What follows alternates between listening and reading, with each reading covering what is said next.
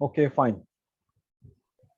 So today we will start with the discussion of facility layout and types of layout. ठीक है, तो अगर copy pencil है, उस तरह की कोई चीज अगर आपके पास है तो उसको रख लीजिए।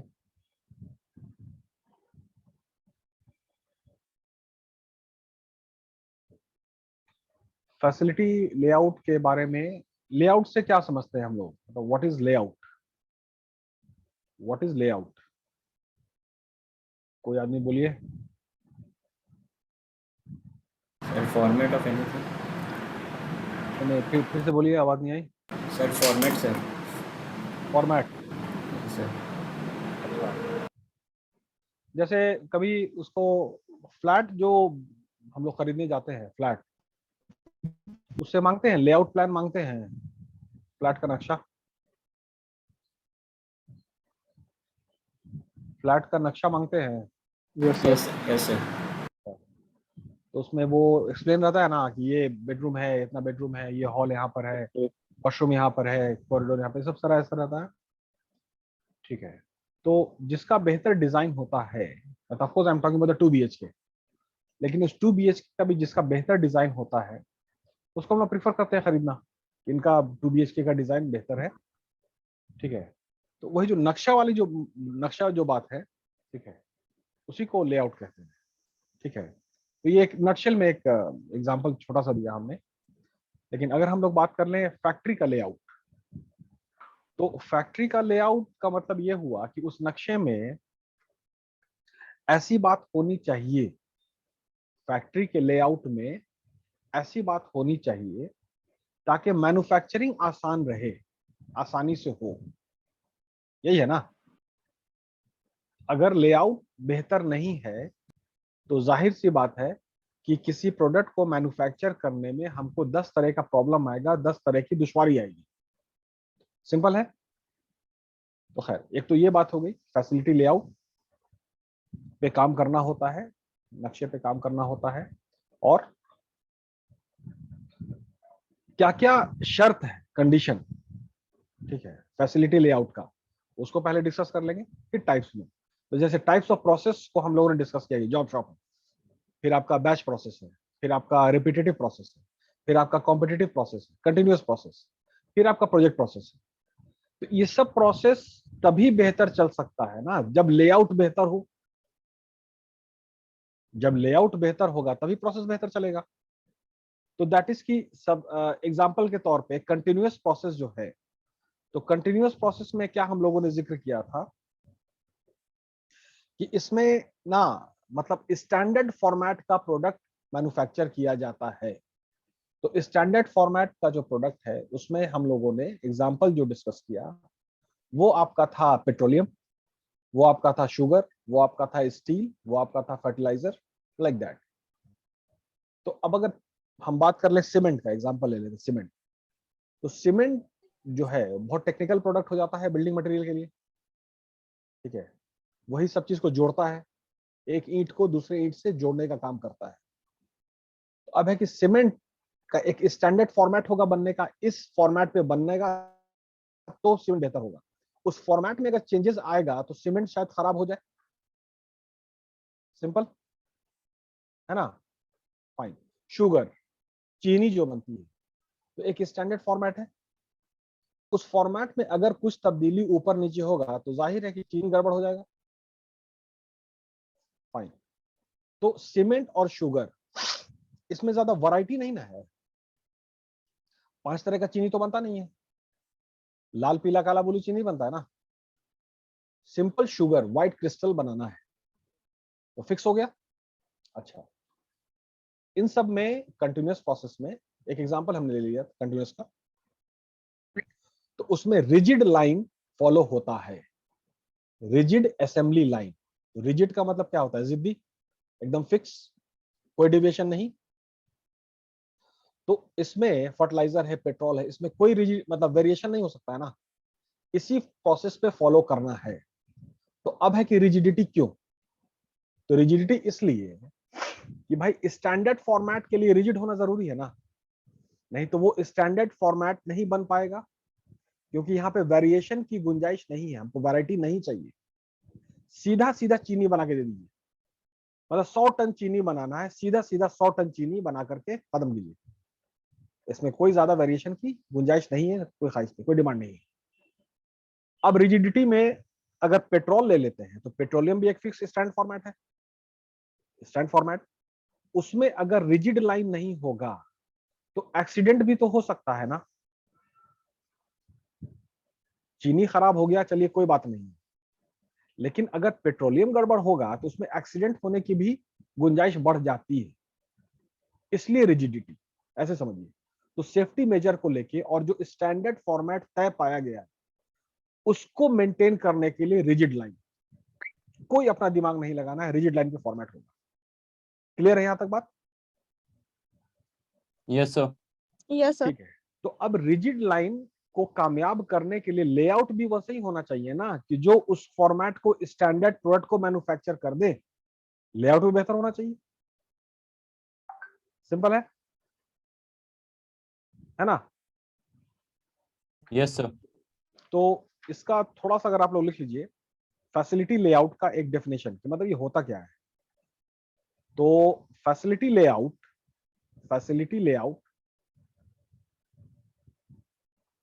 refers to the facility layout refers to the, बाबू जरा सब लोग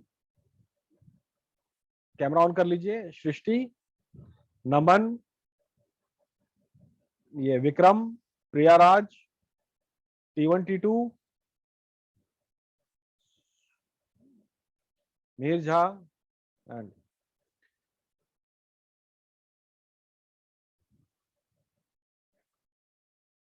facility layout refers to the arrangement of it refers to the arrangement of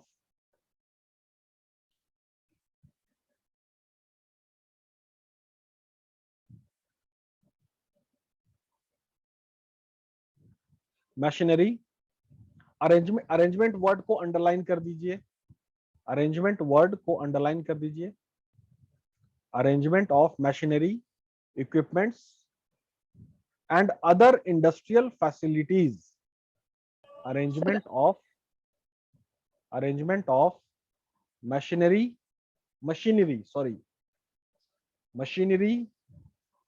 equipments and other industrial facilities such as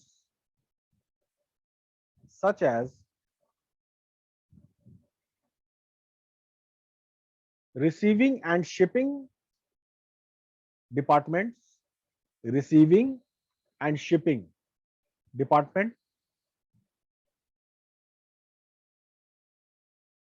comma, tool rooms, tool rooms, comma, maintenance rooms,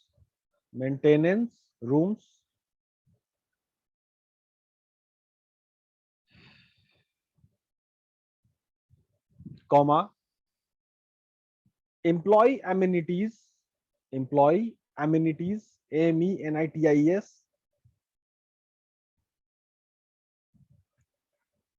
Employ amenities, जहाँ relax कर सके, जहाँ employees अपना काम कर सके, अपना employ amenities etc. for the purpose of achieving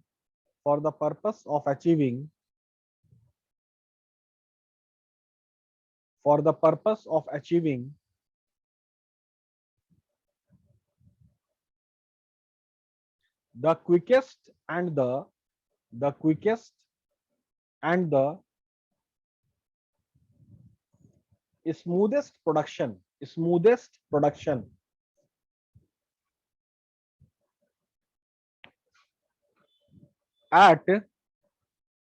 at least cost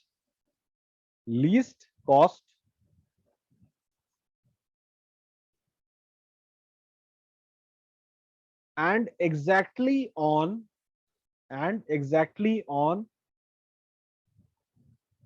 exactly on stipulated norms.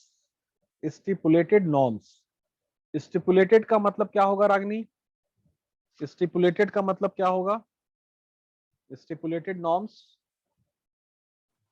पहले से जो वेल डिफाइन हो।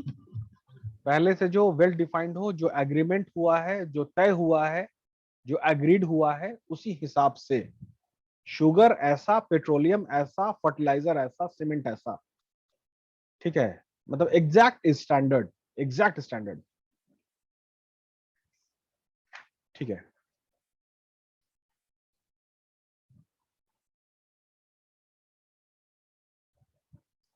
चलिए ये हो गया फैसिलिटी लेआउट। ये एक छोटा सा डेफिनेशन मैंने लिखवा दिया, और भी बेहतर डेफिनेशन है, उसको सर्च कर लीजिएगा। कुल मिला के अरेंजमेंट है। अगर अरेंजमेंट बेहतर नहीं होगा तो फिर बेहतर प्रोडक्ट बन नहीं पाएगा। खैर, तो अब एक टॉपिक डालिए, प्रिंसिपल्स ऑफ लेआउट। वो क्या क्या सिद्धांत है, वो क्या क्या शर्त है, वो क्या क्या बुनियादी बातें हैं जो उस लेआउट में होना चाहिए। नहीं हुआ तो वो लेआउट बेहतर नहीं कहलाएगा। और लेआउट मतलब क्या हुआ? अरेंजमेंट, नक्शा। सर, तो प्रिंसिपल ऑफ लेआउट में पहला लिखिए, the principle of minimum travel. The principle of minimum travel. Minimum travel, minimum travel से मतलब यह है कि जो भी आपने लेआउट बनाया है उसमें प्रोडक्ट को जो आप मैन्युफैक्चर कर रहे हैं तो उसमें ट्रैवल टाइम कम रहे। ऐसा नहीं कि एक डिपार्टमेंट यहाँ पर है, एक डिपार्टमेंट उधर है, और उसको यहाँ बनाने के बाद उसको उधर ले जाना पड़ रहा है। उसको बगल में कीजिए, जो सीरीज है, ठीक है, उसके बगल में क्या, उसके बगल में क्या, सारा चीज अरेंज सही से रहेगा तो जल्दी कम टाइम में आपका प्रोडक्ट बन के तैयार हो जाएगा। बैच बैच बेहतर बन जाएगा, इकोनॉमीज ऑफ स्केल आप रीच कर पाएंगे कि प्रोडक्शन को मैक्सिमाइज आप कर सकते हैं।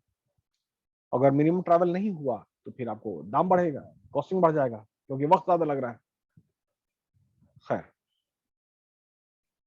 तो पहला प्रिंसिपल हो गया क्या? Minimum travel.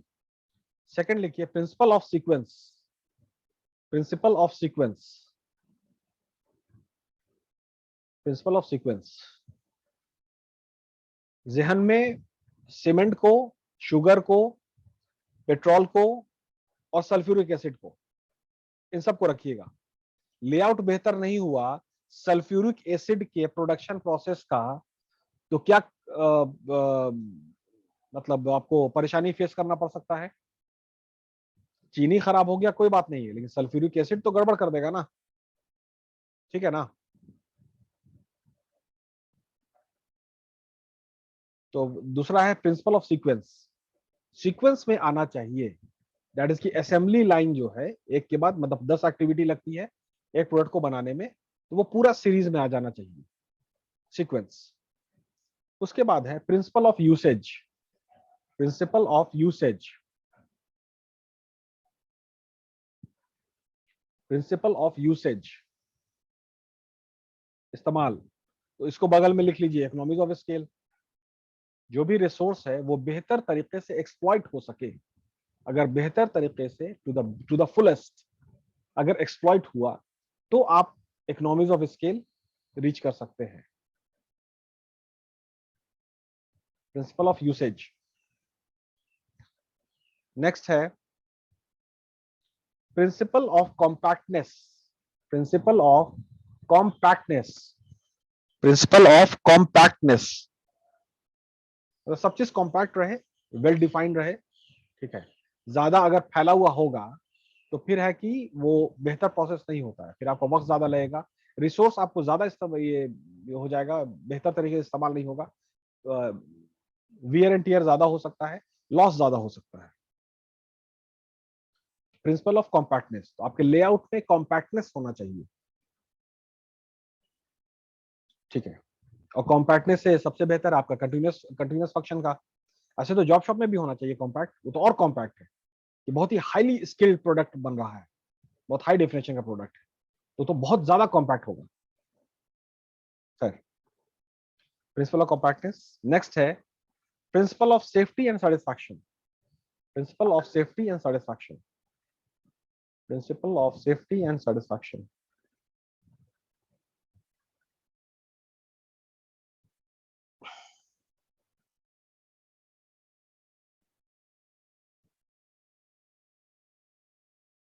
सेफ्टी एकदम क्लियर बात है कि अगर लेआउट बेहतर होगा तो सेफ्टी बेहतर हो सकता है, ठीक है।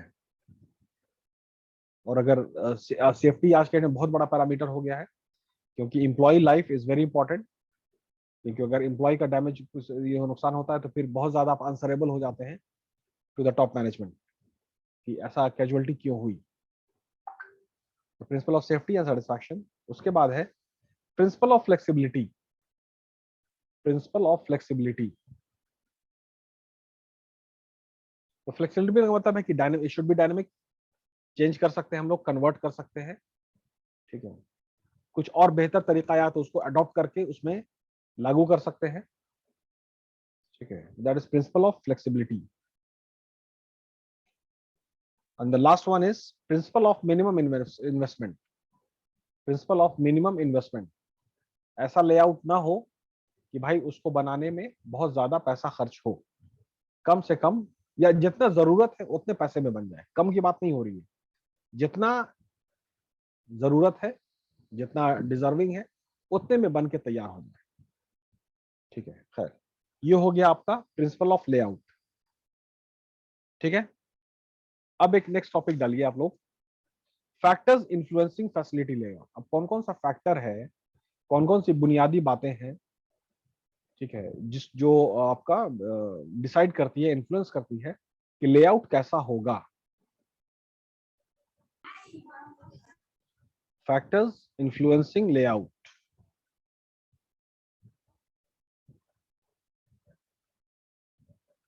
तो उसमें ना मतलब अलग से हमने एक अलग तरीके का हमने आपको लिखवा रहे हैं एस्पेक्ट्स। इसको पहले लिखिए मटेरियल्स। फर्स्ट लिखिए मटेरियल।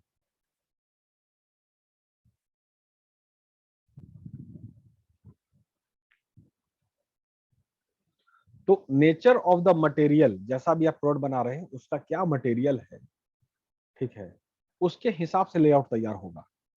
तो उसमें फिर एग्जांपल आप ले लीजिए भाई, आप इसका सल्फ्यूरिक एसिड, उसके लिए तो लेआउट बहुत ही रॉबस्ट होना चाहिए। सल्फ्यूरिक एसिड के लिए तो बहुत ज्यादा हिसाब किताब होना चाहिए। Again followed by petroleum, crude oil जो रॉ मटेरियल है उसका फिर स्टोरेज है, उसका मूवमेंट होगा, सारी चीज होगी। तो लेआउट उसका बहुत बेहतर, बहुत ही हाई डिफाइंड लेआउट होता है। मतलब level of safety 3 level, 4 level, 7 level का होगा, 7 लेयर्स ऑफ सेफ्टी। खैर, तो मटेरियल्स में डैश करके लिख लीजिए, हम सिर्फ पॉइंट्स लिखवा रहे हैं आपको, ठीक है, कि depending on the nature of the product layout design होता है, ठीक है। तो लिखिए as per the nature, as per the nature of the product, nature of the materials,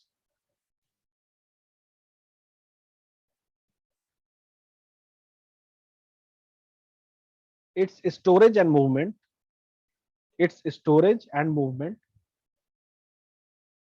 its storage and movement,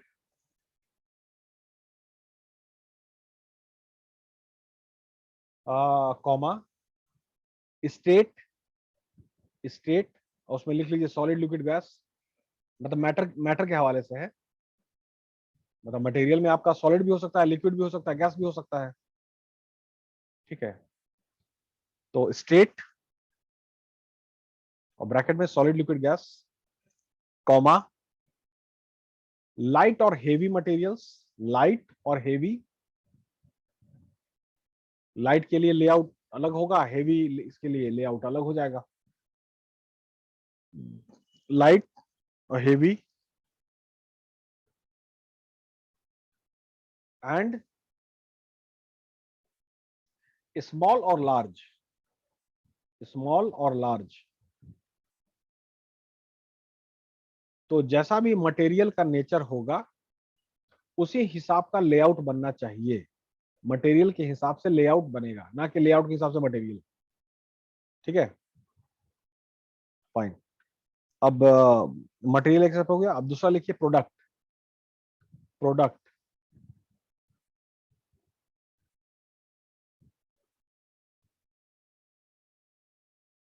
product,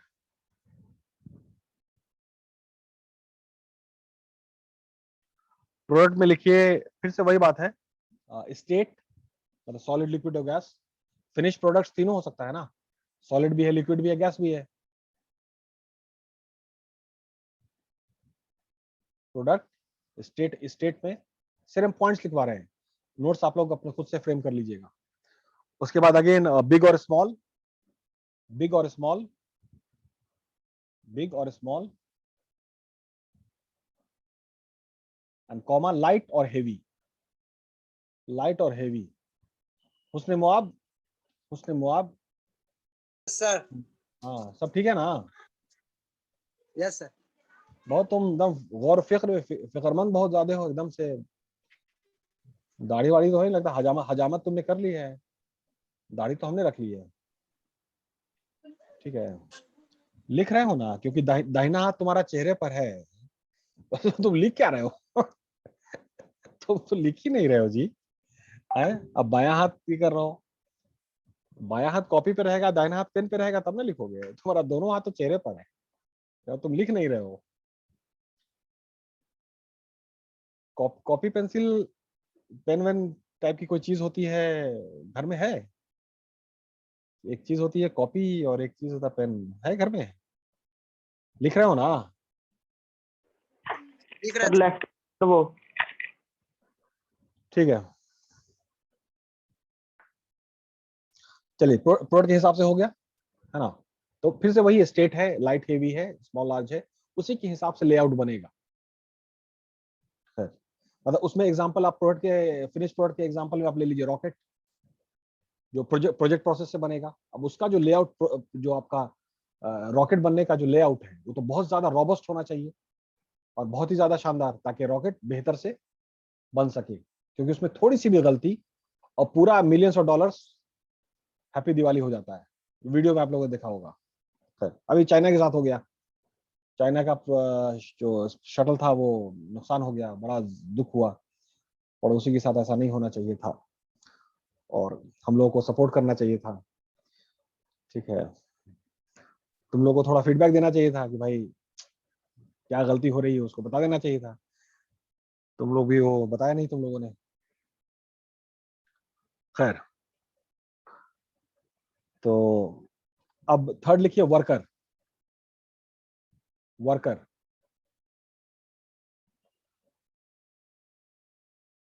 तो वर्कर के हिसाब से लिखिए type, type types of worker, skill force, कैसे कैसे लोग होंगे। उसके बाद आपका रिक्वायरमेंट्स, रिक्वायरमेंट्स, तो फिर उनके हिसाब से भी आपका लेआउट होगा। अच्छा, वर्कर के हिसाब से एक चीज और है कि मतलब ठीक है, काम करने का तो बेहतर होना चाहिए, उनको आराम करने के लिए भी ना एक रूम होना चाहिए, जहां वो मतलब रिक्रिएशन कर सकें, अपना खाना खा सकें। ठीक है, अपने आप को रिजुविनेट कर सकें, उसके लिए भी तो इंतजाम होना चाहिए लेआउट में। सिर्फ ऐसा नहीं कि बहुत अच्छे से मशीन रख दिया, नहीं, वर्कर के लिए ये भी जरूरत चीज है। तो खैर, टाइप्स लिख लीजिए, रिक्वायरमेंट लिख लीजिए, एक्सेट्रा।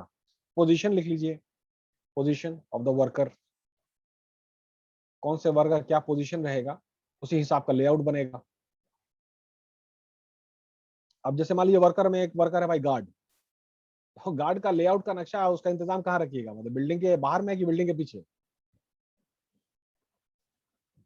सर बाहर। बिल्डिंग के बाहर। बिल्डिंग के बाहर, सही है। बिल्डिंग के ऊपर नहीं हो सकता है, स्नाइपर राइफल लेकर के एक स्नाइपर राइफल उसको दे देते हैं, 2-3 किलोमीटर का रेंज रहेगा, रबर बुलेट्स, और उसको ऊपर में बैठा देते हैं। ठीक है, जो जो भी इधर उधर हुआ ही विल थोड़ा सा ट्रिगर इस्तेमाल करेगा, सिर्फ चोट लगेगा, उसमें कैजुअलिटी नहीं होगा। खैर,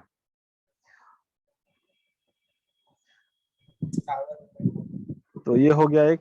अब लिखिए मशीनरी, मशीनरी, बिल्कुल वही सारी बातें हैं, वही है, पैरामीटर्स वही है। ठीक है, उसको अब आप जैसे तीन हमने प्रोसेस में हम लोगों ने जानवी बात किया था कि ये आपका जो 3 डायमेंशन है, 3 डायमेंशन, एक है आपका इक्विपमेंट्स, हाई टू लो, ठीक है, उसके बाद फिर आपका skilled force, high to low, और फिर तीसरा है वॉल्यूम, हाई टू लो। इसी पे डिफरेंशिएट होता है आपका पांचों प्रोसेस। जॉब शॉप में equipment high, skilled labour high, volume सबसे कम, और कंटिन्यूअस में सारी चीज लो, ठीक है, इक्विपमेंट भी चलिए ठीक है फिक्स कर दिया, सारा चीज है, बहुत वेरिएशन नहीं है, लेकिन वॉल्यूम सबसे ज्यादा है। दैट्स इट, यही तीन है। खैर, तो मशीनरी में लिखिए size and type, size and type. और भी पॉइंट्स हो सकता है जो आप लिख लीजिएगा, हम एक सिर्फ ओवरव्यू आप लोगों को दे दे रहे हैं। लेआउट जो बनेगा उसमें वो मशीन का क्या साइज है, क्या किस टाइप का मशीन है, उसके हिसाब से लेआउट बनाइए, ताकि वो मशीन अच्छे से इंस्टॉल हो सके और उस मशीन को जो the man behind the machine वो उसको बेहतर तरीके से इस्तेमाल कर सके। तभी इकोनॉमीज ऑफ स्केल होगा, प्रोडक्शन मैक्सिमाइज हो सकता है और कॉस्ट ऑफ प्रोडक्शन मिनिमम हो सकता है।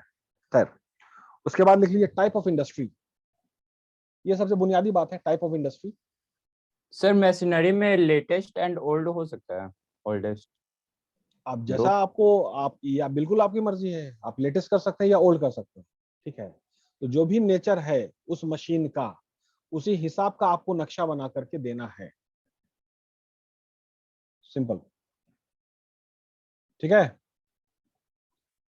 Yes sir. मशीनरी में आप ओल्ड रखिए या न्यू रखिए, that is your call, but my consideration is that the machine, मतलब व्हाटसएवर मशीन यू हैव प्रोक्योर में आपने आप लेकर के आए हैं, भाई उसका इंतजाम बेहतर हो।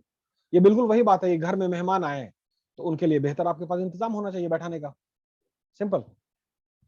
नहीं तो फिर शिकायत हो जाएगी, ठीक है। वो मेहमान जाकर के और रिश्तेदार को बोल देंगे कि यार बड़ा बदतमीज है, उसके यहाँ जाने का नहीं है।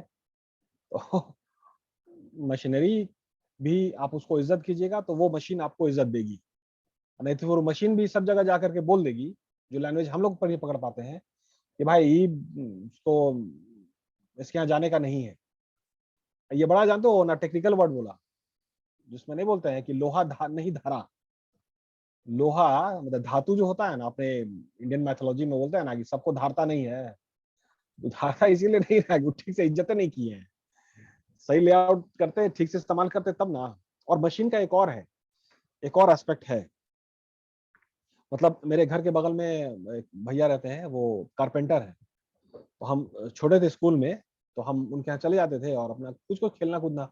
अब उनका जितना भी टूल्स जो था, ठीक है, तो उसमें सब ये होता जो जितना भी इक्विपमेंट है लकड़ी को छीलने के लिए, ये सब सारी चीजें, तो बहुत शार्प होता है, बहुत ज्यादा। मतलब उस पर सिर्फ आप अपना हाथ रखिएगा ना तो हाथ कट जाएगा, हाथ को ऐसे रगड़ने की जरूरत नहीं है, इतना ज्यादा शार्प। तो हमने एक बार उनका एक ये उठा लिया था, वो एक ऐसे जो शेप करने का होता है, तो उन्होंने हमको ना बहुत जोर से मेरा हाथ पकड़ा, मतलब उन्होंने बस हमको थप्पड़ नहीं मारा बाबू, बाकी वो एकदम ऐसे हाथ जोर से पकड़ के हमको पीछे खींच दिया। हमको समझ में आया कि हमने ऐसा क्या काम कर दिया, सिर्फ हमने उठाया तो था।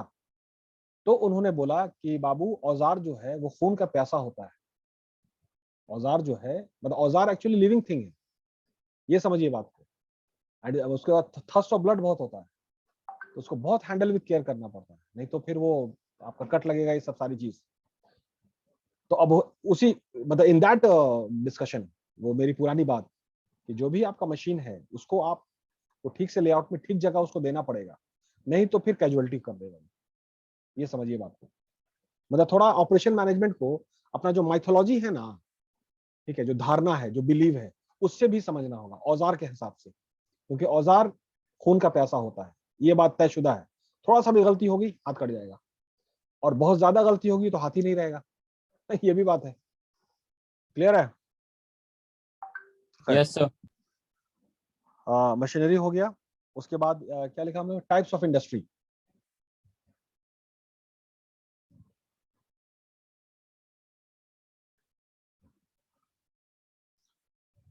टाइप ऑफ इंडस्ट्री,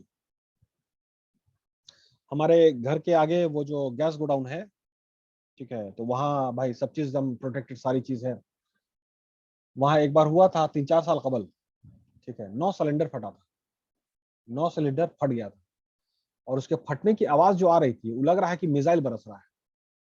और जब भी सिलेंडर फटा तो म्यूजियम के, पटना म्यूजियम जो अपना पुराना वाला है ना, तारामंडल के अपोजिट, उसके आगे है। और फिर पटना म्यूजियम भी काफी बड़ा है, और उसके थोड़ा पीछे जाके मेरा घर है, मतलब काफी डिस्टेंस है गैस एजेंसी से और मेरे घर में, काफी डिस्टेंस है, ठीक है। लेकिन जब भी सिलेंडर फट रहा था तो मेरे घर की दीवार भी वाइब्रेट कर रही थी, ये समझिए, इतना ज्यादा डिफरेंस। और मेरे घर की दीवार भी वाइब्रेट कर रही है, तो हैंडल विद केयर नहीं होगा। अब समझिए गैस गोडाउन क्या हाल हुआ होगा, उसके बगल में पूरा सिलाव खाजा का पूरा सीरीज है, क्योंकि सिलाव खाजा सब जो है उसी के पीछे गैस गोडाउन है। ठीक है, वो लोग तो सब लोग जो है ना, जितना वर्कर है सब लोग अपना दुकान छोड़ के हट गया। पता नहीं क्या होगा, हम लोग का दुकान ही बचेगा कि नहीं। 9 सिलेंडर फट गया था। तो थोड़ा सा चूक जो है ना, मतलब बहुत ज्यादा डैमेज कर देता है। खैर, इसका बहुत सारा एग्जांपल है, एकदम लोकल में एग्जांपल है, और भी बहुत सारा कैजुअलिटी हो जाता है। खैर, तो हम लोग लिख रहे हैं अब टाइप्स ऑफ इंडस्ट्री। हाँ, इसमें लिख लीजिए। अब टाइप ऑफ इंडस्ट्री में जितने तरह का इंडस्ट्री होता है, ठीक है, वो इंडस्ट्री के हिसाब से, लेदर इंडस्ट्री, ठीक है। अच्छा, तो इंडस्ट्री में ठीक है, मैन्युफैक्चरिंग की तो हमने पूरी बात की। अब जरा सर्विस के बारे में बात कर लेते हैं। सर्विस इंडस्ट्री, तो सर्विस इंडस्ट्री का सबसे बेहतर एग्जांपल जो है वो हॉस्पिटल है। बैंक भी है कि कस्टमर आए, आराम से सोफा पर बैठे, ठीक है, तो उसके लिए लेआउट होना चाहिए। फिर जितना भी प्रोसेसिंग है, मैनेजर सब बैठे उनका लेआउट। लेकिन उससे ज्यादा बेहतर एग्जांपल जो है आज के डेट में, ये है आपका हॉस्पिटल। हॉस्पिटल का लेआउट ऐसा होना चाहिए कि इमरजेंसी, और उसके बाद ओपीडी, उसके बाद आपका ऑपरेशन थिएटर, ये सब चीज बहुत ही ज्यादा प्रोजेबिलिटी में होना चाहिए। क्योंकि 1 सेकंड के डिले से, 1 सेकंड अगर डिले हो गया इमरजेंसी से ऑपरेशन थिएटर ले जाने में, मरीज कोलैप्स कर जाएगा, मतलब हार्ट अटैक। और 1 सेकंड रहते हुए पहले उसको दवा पड़ गई, ये सब सारी चीज जो है बच जाएगा। अब समझिए कि लेआउट हॉस्पिटल का कितना हाई, मतलब ये है, सोफिस्टिकेटेड होना चाहिए कि उसमें मिनिमम ट्रैवल, जो पहले जो हम लोगों ने बात किया प्रिंसिपल ऑफ ट्रैवल का, तो मिनिमम ट्रैवल का मतलब 1 सेकंड, 1 मिनट की बात नहीं हो रही, 30 सेकंड की बात नहीं हो रही, it's a matter of 1 second. 1 second में द बंदा is alive, otherwise is no more. तो that is types of industry के हिसाब से लेआउट। तो खैर, इसमें टाइप्स ऑफ इंडस्ट्री में आप लोग लिख सकते हैं सारा जितना इंडस्ट्री है, ठीक है। और आपके इसके लिए बेहतर एग्जाम्पल के लिए, खैर तो बुरा एग्जाम्पल दे देते हैं हम, खाली एक्सीडेंटें कराते रहते हैं हम, ठीक है। आपका ये क्या कहते हैं, अरे स्टूडियो शूटिंग, शाहरुख खान, सलमान खान, तुम लोग का जो रिश्तेदार है ना, तुम लोग का भाई लगता है, राइट, है ना, बिग ब्रदर है ना तुम लोग का। तो हमको ये लॉजिक समझ में नहीं आया कि उम्र 50 साल है तो तुम्हारा भाई कैसे हो गया जी। तुम्हारा चाचा लगे हो। Is not at all your brother, वो तुम्हारा चाचा लग जाएगा। खैर, तो ठीक है, तो खैर उसके बारे में बोल रहे थे ये। तो again entertainment, jokes apart, entertainment industry भी बहुत ज्यादा रेवेन्यू जनरेट करके देता है, बहुत ज्यादा टर्नओवर होता है। और बहुत, बंबई का हर घर, इंडस्ट्री का क्या है कि भाई हर घर का बंदा इससे जुड़ा हुआ है, ठीक है। अब कोई गार्ड है, तो गार्ड भी कहाँ है, तो स्टूडियो में है, सिंपल। तो दैट इज कॉल्ड एसोसिएशन। सिर्फ एक्टिंग थोड़ी है। अब वो चाय बनाने वाला, तो चाय बनाने वाला किधर चाय बना के दे रहा है, उधर स्टूडियो में दे रहा है, उधर से उसको ज्यादा बल्क है बिजनेस। तो पूरा शहर, हर घर से कोई ना कोई एसोसिएटेड, दैट मेक्स इंडस्ट्री। खैर, हम सिर्फ अभी एक्टिंग के इसमें, जो स्टूडियो जो बनता है, तो स्टूडियो का मतलब क्या होता है कि भाई कश्मीर का शूटिंग करना है, यही सारा इंतजाम हो कि कश्मीर का शूटिंग हो जाए। अब हमको राजस्थान का शूटिंग करना है, तो यही सारा इंतजाम हो कि राजस्थान भी बना ले हम, ठीक है। इसका बेहतर आपका, आप देखिए जाके हॉलीवुड का, तो भाई पूरा पिरामिड है, तो ये मम्मी का शूटिंग है, तो ऐसा थोड़ी कि ये पूरा इजिप्ट ही में जाके हुआ, कुछ कुछ घर ही में हुआ है। शिप का जो होता है, जो तूफान आ रहा है, सब सारी चीज ठीक है। तो स्टॉर्म, उसका सारा शूटिंग आपका तो स्टूडियो में होता है ना। तो अब स्टूडियो का जो लेआउट है, स्टूडियो, तो studio happens to be a very big ground, very big ground. अभी आपके ये क्या नाम है, अरे यूपी के चीफ मिनिस्टर भाई, योगी साहब, तो भी तो बड़का एकदम स्पेस दे रहे हैं, देखो तुम लोग जाए कुछ करो, स्कोप बहुत है। गलती से हीरो बन गए तो भाई नाम हो जाएगा, है ना। नहीं बने तो फिर तो हम लोग हैं ही। खैर, तो उस, वो भी एक बहुत ही बेहतर एग्जांपल है, एक टेक्निकल एग्जांपल है लेआउट का। सारा इंतजाम होना चाहिए कि भाई वो पूरा बरसात का भी शूटिंग हो जाए, और एकदम सूखा का भी शूटिंग हो जाए, आपका तूफान का शूटिंग हो जाए, समंदर का शूटिंग हो जाए, सो एंड सो फोर्थ, सब इंतजाम है।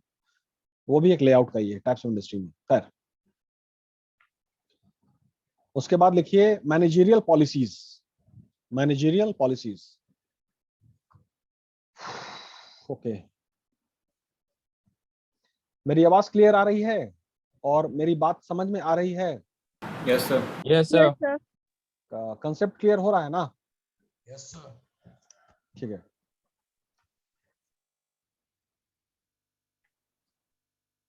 मैनेजरियल पॉलिसीज, इसमें आप लोग लिख लीजिए वॉल्यूम ऑफ प्रोडक्शन, मतलब अब क्या टॉप लेवल का मैनेजमेंट है, पॉलिसी क्या बनी है और कितना वॉल्यूम में प्रोड्यूस होना है, दैट इज की कैपेसिटी। ठीक है, मतलब साबुन तेल मसाला कितना वॉल्यूम में, एक फैक्ट्री से। ठीक है, फिर दूसरा फैक्ट्री, फिर तीसरा फैक्ट्री, लाइक दैट। तो volume of production, comma, extent of automation, ये बहुत इंपॉर्टेंट बात है अब आज के डेट में, कि प्रोसेस में कुछ बात को ऑटोमेशन में रखना है, कुछ बात मैनुअल रहेगा। ऐसा नहीं कि पूरा ऑटोमेशन हो जाएगा या पूरा मैनुअल, पॉसिबल नहीं है। कुछ बात ऑटोमेशन में रहेगा, ऑटोमेटिक, और कुछ बात आपका मैनुअल में रहेगा। ठीक है, तो वो क्या पॉलिसी बनी है उसका बेहतर एग्जांपल रहेगा आपका रोल्स रॉयस। बहुत सारी चीज ऑटोमेशन में है, मशीन है, सब सारी चीज है, लेकिन उसका जब एसेसरी, फिर से बोलो। फंड रेजिंग और फाइनेंस मैनेजमेंट ये सब नहीं हो सकता इसमें मैनेजरियल।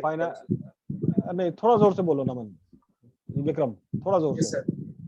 सर बोल रहे हैं ना फंड रेजिंग वगैरह और फाइनेंस से रिलेटेड सर जो होता है पॉलिसीज होता है सर तो फाइनेंस का जो, होता है। देखो एक मिनट, फाइनेंस का जो है ना मामला, उसको समझोगे, जैसे यहाँ पर उसकी बात नहीं हो सकती है ऑपरेशन मैनेजमेंट में या मैन्युफैक्चरिंग में, वो बात नहीं हो सकती है ना, ये कम पैसा में बने, नहीं बाबू। उस चीज के लिए वो चीज ज्यादा इंपॉर्टेंट है, उसके लिए जितना रिक्वायर्ड फंड है ना वो लगाना ही पड़ेगा। उसमें अगर कटौती कीजिएगा तो फिर मशीन बेहतर नहीं आएगी, वो लेआउट बेहतर नहीं बनेगा, वो प्रोसेस मतलब सब गड़बड़ हो सकता है। इसलिए इसमें ना वो मिनिमम का बात नहीं है, जितना जरूरत है उतना चाहिए। अब मरीज को जो दवा चाहिए जितनी जरूरत है तो उतना ही पड़ेगा, एज सिंपल एज दैट। तो फाइनेंस के हिसाब से हम नहीं बनाएंगे कि मेरे पास 5 लाख रुपया है और हम स्टील इंडस्ट्री बनाने जा रहे हैं, ये नहीं हो सकता है। अगर स्टील का मैन्युफैक्चरिंग करने जा रहे हैं तो भैया कम से कम उतना 50 करोड़ जो भी जो लगेगा, 100 करोड़ वो लाना ही पड़ेगा। विक्रम, ये बात समझ में आई? सर तो सर जैसे मटेरियल ऑर्डर क्वांटिटी मतलब एक सर जो होता है, जो कंपनी एक बेंचमार्क सेट करती है ना सर। हाँ, तो मटेरियल ऑर्डर क्वांटिटी और इकोनॉमिक ऑर्डर क्वांटिटी ये किस पे तय, इससे किस पे तय होगा? डिमांड पे, कैपेसिटी पे, डिमांड पे नहीं। डिमांड पे तो ठीक है, और आगे का भी ले करके, तो जो भी हम प्लांट जो बनाते हैं ना उसको मैक्सिमम यूटिलाइज करेंगे ना। मान लीजिए 5 बीघा का जमीन है तो 5 बीघा इस्तेमाल होगा ना। तो डिमांड नहीं है तो दूसरा मार्केट जाके डिमांड पूरा कीजिए। कोका कोला का फैक्ट्री जो है ना उसमें कैपेसिटी है मान लीजिए 50,000 बोतल पर डे, और डिमांड आपका पटना का खाली है 25,000, तो बाकी 25,000 दूसरी जगह भेजिए। लेकिन इधर तो 85,000 बनेगा, इधर 50,000 बनेगा, नहीं तो फिर वो लॉस हो जाएगा। मतलब कॉस्टली शटडाउन का मामला चला जाता है। मतलब स्टील इंडस्ट्री जो है ना बंद नहीं होता है, स्टील प्रोड्यूस करते रहेगा। इंडिया नहीं है तो इंडिया के बाहर भेजिए, तो ये बात है। क्योंकि प्रोडक्शन वो रुक नहीं सकता, मतलब मजबूरी है, क्योंकि उसको बंद करके फिर चालू करने में ना वो बहुत पैसा लग जाएगा। तो खैर, मैनेजरियल पॉलिसी में volume of production, extent of automation, उसके बाद है आपका मेक और बाई। ये बहुत शानदार बात है, मेक और बाई। या तो आप खुद से बनाइए या बाई कीजिए। तो खुद से बनाइएगा तो पूरा इंतजाम करना पड़ेगा, ठीक है, लेआउट। उसके बाद है रैपिड डिलीवरी, ये सबसे इंपॉर्टेंट है, मतलब बना उसके बाद जल्दी उसका मूवमेंट हो जाना चाहिए। Rapid delivery and other personal policies, personnel, PRSONNEL।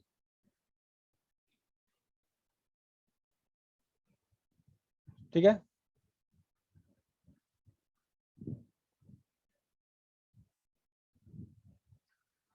चलिए। तो आज हम लोगों ने जो डिस्कशन किया उसमें इतनी सारी बात थी लेआउट। अभी हम लोग टाइप्स ऑफ लेआउट में नहीं आए हैं, ठीक है।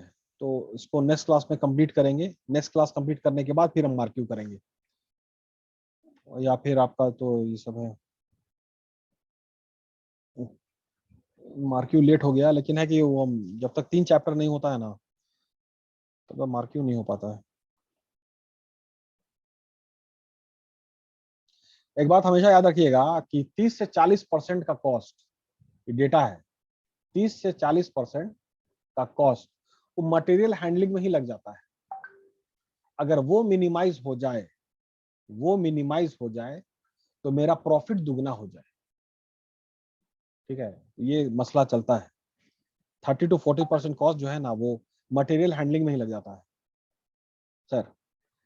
चलिए तो हम लोग फिर कंटिन्यू करेंगे, ठीक है। कुल मिलाकर के ये विक्रम, जो ऑपरेशन मैनेजमेंट जो है ना बाबू, काम के हिसाब से आपको मोल्ड होना है। अपने हिसाब से काम को मोल्ड मत कीजिए, वैसा नहीं हो सकता है। बिल्डिंग जो बनेगा ना, जो दीवार बनेगी, जो छत ढलैया होगा, उसी के हिसाब से आपको मोल्ड करना है। ठीक है, तभी जाके छत बेहतर बनेगी और टिकेगी, नहीं तो नहीं होगा। यहाँ पर सबसे बड़ी शर्त है, काम के हिसाब से काम को करना ही होगा। नहीं तो वो गौतम जो बैठा हुआ है ना, वो रोल नंबर 43, उसके सर के ऊपर पंखा है, बंद है। बंद का है पंखा जी, बिजली नहीं आ रहा है। नो सर, आंधी में सब लाइन चला गया। आंधी क्यों आया? और भी गौतम तुम्हारे घर में, बताओ। जरूर तुम इतना नापाप किए हो, आंधी तुम्हारे पास आया है। ठीक है, थोड़ा इस पे इंट्रोस्पेक्ट करना होगा। कुछ तुम्हारी पुराने जन्म की हरकत भी हो सकती है। ठीक है ना। तो खैर, तो पुराने जन्म का पता करो, क्या क्या हरकत तुमने किया था, उसको इस जन्म में मत दोहराना। ठीक है, नहीं तो फिर अगले जन्म में आंधी आ जाएगा। खैर वो बात नहीं था, छत की बात हो रही थी, जो विक्रम से बात कर रहे थे। तो अगर छत बेहतर, अगर ढलैया नहीं होगा, तो गौतम के ऊपर जो पंखा टंगा हुआ है ना, उसके सर पे आ जाएगा। क्लियर? उसको दिन में तारा नजर आने लगेगा। Jokes apart, but again everything happens to be the example of operation management itself. Okay, ठीक है, thank you very much. Ayushi, thank you. Ayushi, batch 1, roll 8, 8707, thank you very much. Ravina, lovely. Nandita, Rinki Pal, thank you very much. Preeti Bhagat, ठीक है। सृष्टि, मेघा, विकास, Aaradhya, great. काम को अपने हिसाब से हम लोग करेंगे, काम को काम के हिसाब से नहीं करेंगे, है ना। उसके बाद होगा कुछ नहीं, छत के ऊपर जो पंखा लटक रहा है सर पे गिरेगा, फिर कंप्लेन मत करना। चलिए, थैंक यू।